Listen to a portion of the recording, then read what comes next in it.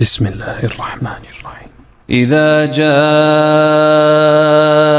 نصر الله والفتح جب اللہ کی مدد اور فتح آ جائے ورأيت الناس يدخلون في دين الله أفواجا اور تو لوگوں کو دیکھے کہ وہ اللہ کے دین میں فوج در فوج داخل ہو رہے ہیں، فسبح بحمد ربك واستغفره إنه كان توابا تو اپنے رب کی حمد کے ساتھ تسبیح کر اور اس سے بخشش مانگ، یقیناً وہ ہمیشہ سے بہت توبہ قبول کرنے والا ہے۔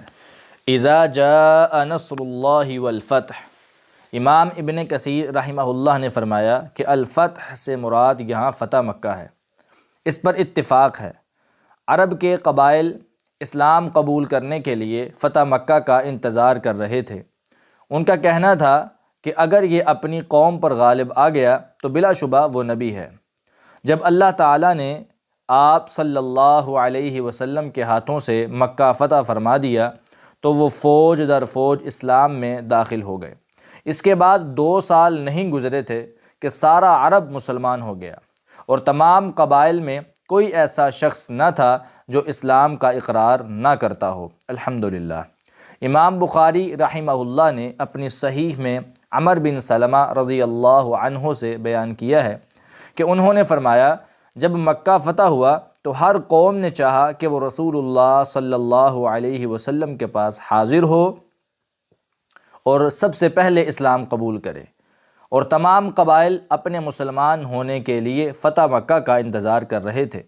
وہ کہتے تھے کہ اسے اور اس کی قوم کو چھوڑ دو، اگر یہ ان پر غالب آ گیا تو بلا شبہ وہ نبی ہے۔ صحیح بخاری کتاب المغازی حدیث نمبر 4302۔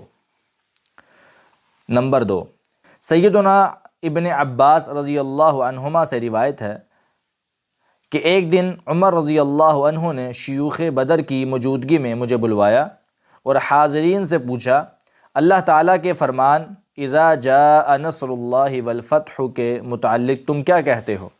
تو ان میں سے بعض نے کہا کہ اس میں ہمیں حکم ہوا ہے کہ جب ہمیں فتح و نصرت حاصل ہو تو اللہ کی حمد اور استغفار کریں، اور بعض خاموش رہے۔ عمر رضی اللہ عنہ نے کہا، ابن عباس تم بھی یہی کہتے ہو؟ میں نے کہا نہیں۔ فرمایا تو تم کیا کہتے ہو؟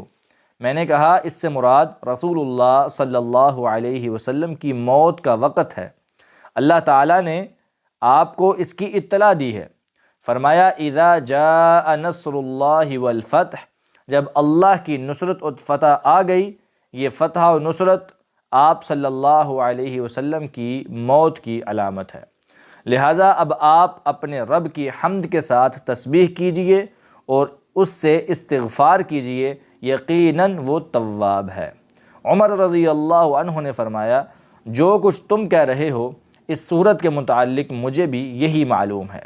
صحیح بخاری کتاب التفسیر باب قولہ فسبح بحمد ربک حدیث نمبر 4970۔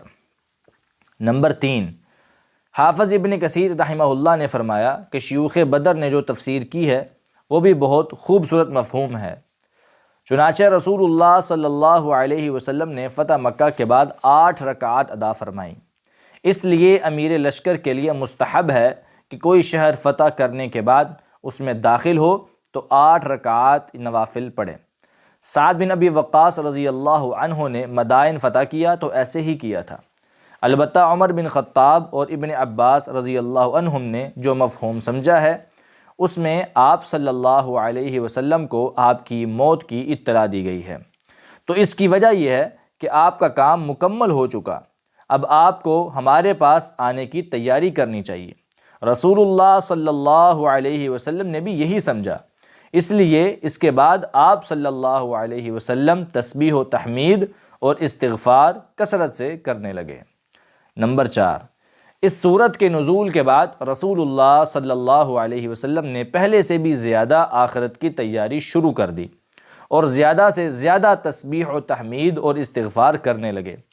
سیدہ عائشہ رضی اللہ عنہا فرماتی ہیں کہ اذا جاء نصر اللہ والفتح نازل ہونے کے بعد رسول اللہ صلی اللہ علیہ وسلم نے کوئی نماز نہیں پڑھی جس میں یہ نہ پڑھا ہو سبحانک ربنا وبحمدک اللہم اغفر لی۔ صحیح بخاری کتاب التفسیر، سورۃ اذا جاء نصر اللہ والفتح، حدیث نمبر 4967۔ تو ہر عیب سے پاک ہے اے ہمارے پروردگار، ہم تیری تعریف اور پاکی بیان کرتے ہیں، اے اللہ مجھے بخش دے۔ بخاری کی اس سے بعد والی روایت میں عائشہ رضی اللہ عنہا ہی سے مروی ہے کہ آپ صلی اللہ علیہ وسلم اپنے رکوع اور سجدے میں کثرت سے یہ دعا پڑھتے تھے، سبحانک اللہم ربنا وبحمدک اللہم اغفر لی۔ صحیح بخاری کتاب التفسیر، سورۃ اذا جاء نصر اللہ والفتح، حدیث نمبر 4968۔ اے ہمارے اللہ، اے ہمارے پروردگار، تو ہر عیب سے پاک ہے، ہم تیری تعریف اور پاکی بیان کرتے ہیں، اے اللہ مجھے بخش دے۔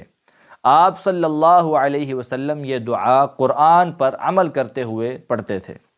نمبر 5، رسول اللہ صلی اللہ علیہ وسلم نے فرمایا، من جلس فی مجلس فکثر فیہ لغطہ فقال قبل ان یقوم من مجلسہ ذلک سبحانک اللہم وبحمدک اشہد ان لا الہ الا انت استغفرک واتوب الیک الا غفر له ما کان فی مجلسہ ذلک۔